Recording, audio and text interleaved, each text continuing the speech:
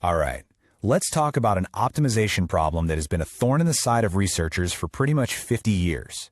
We're going to break down what it is, why it was so hard, and how a brand new algorithm called gradOL just completely changed the game.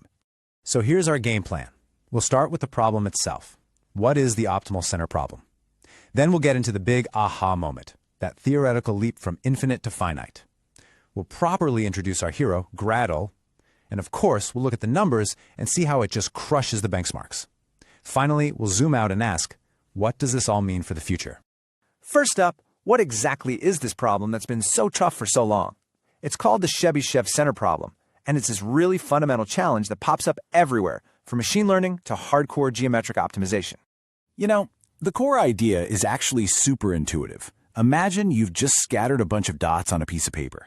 Now, your mission is to find the center of the smallest, and I mean the absolute smallest circle you could draw, that still has every single one of those dots inside it.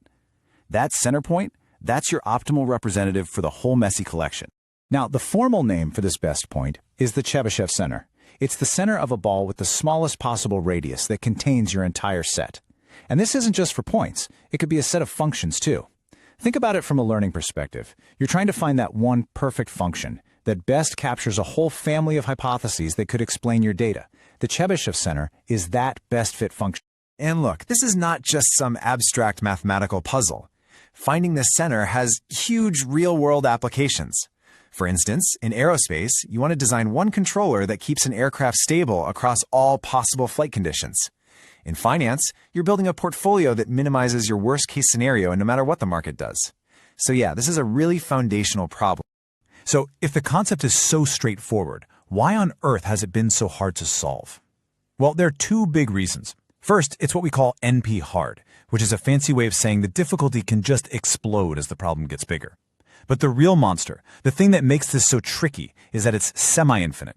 You're only looking for a couple of variables, the center and the radius, but you have to make sure they satisfy an infinite number of constraints, one for every single point in the set you're trying to box.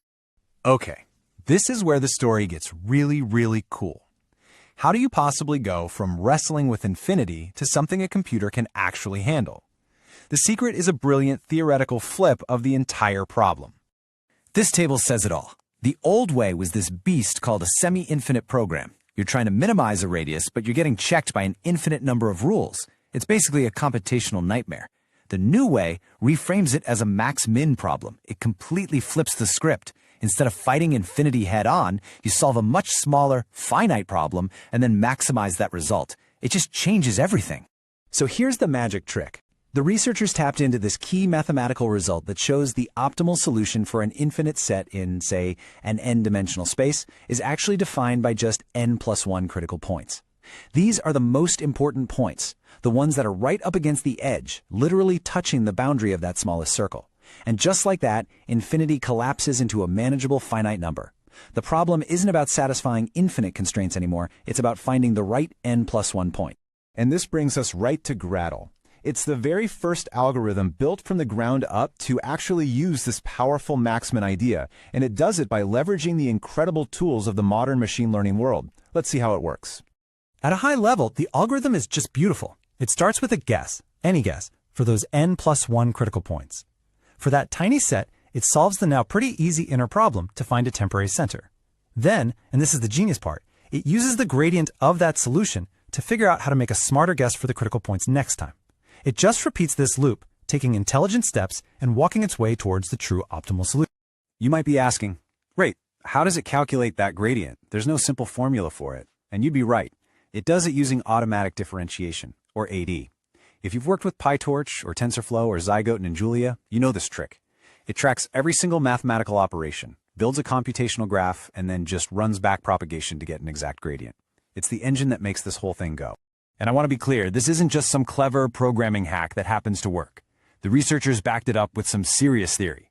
They proved that the objective function is Lipschitz continuous. Now, all that really means is that the function is well behaved, it doesn't have any crazy jumps or breaks. And that mathematical guarantee is what proves for the first time ever that using gradients to solve this problem is a totally valid and stable approach. Okay, so the theory is solid, the algorithm is elegant, but does it actually work? This is where it gets just dramatic. The team put gradOL head-to-head with the reigning champion for these kinds of problems, a solver called Sipum+. And honestly, this table says it all. It wasn't even a fair fight. On the Chebyshev problems, the old solver failed on 2 of them and took an average of 50 seconds. gradOL solved every single one in just over half a second. And for the more general problems, the gap gets even crazier. Sipum took over 72 seconds on average, while gradOL was done in about 300 milliseconds. It's a blowout. In the most extreme cases, we're talking about a speedup of up to 4,000 times.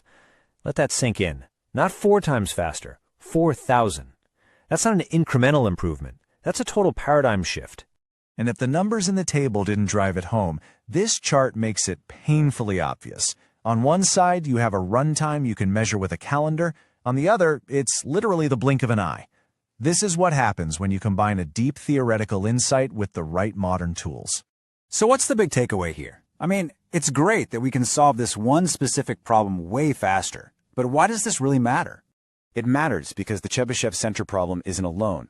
It's part of a whole family of notoriously difficult problems called convex semi-infinite programs, or CISPs. What gradOL proves is that this entire approach, this max-min gradient-based framework, could be the master key that unlocks efficient solutions for all sorts of other problems that we used to think were just too hard to solve. And that leaves us with a really exciting question. If a fresh perspective, powered by tools like automatic differentiation, can take a 50-year-old challenge and just completely demolish it like this, well, what other impossible problems in science and engineering are just waiting for the right approach to fall? That's the real future this work unlocks. Thanks for tuning in.